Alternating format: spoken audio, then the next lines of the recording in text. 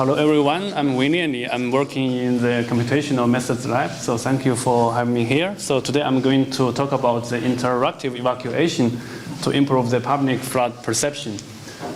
I think it's not working because it's a PowerPoint.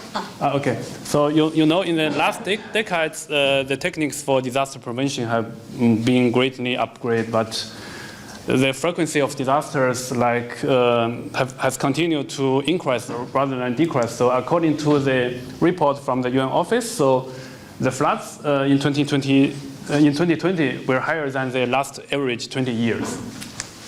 So this picture shows the devastating flood in 2021. So this example is from Rahmen Li, so which is close to Bonn. And so the Sendai framework for disaster risk reduction emphasized that we should give the public or the decision makers the location-based risk communication to decision makers, general public, and also communities.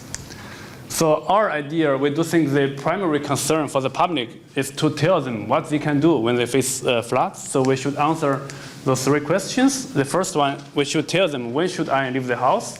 And the second one, where I can go and how we can get the shelter. So we designed a study workflows based on time series data of flood simulation. So first, we would like to identify the endangered buildings and also select the appropriate shelters and also to assess the road safety and to plan a route from the endangered buildings and to a shelter.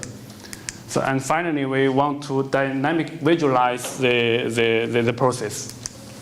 And here is an example. So this figure shows the recommended action after 1 hour 24 minutes flood started. And since we know the evolution of floods, and so we can change, we can dynamic to optimize the route planning like in 2 hours and to tell them what you can do within 2 hours.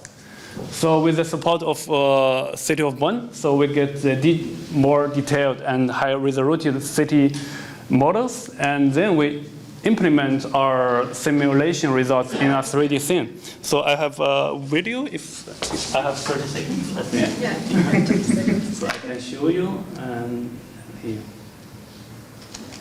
Okay, so here is our result from, basically we can show the floods, and you can see here, this area, and will be flooded like in 2 hours. Okay, so.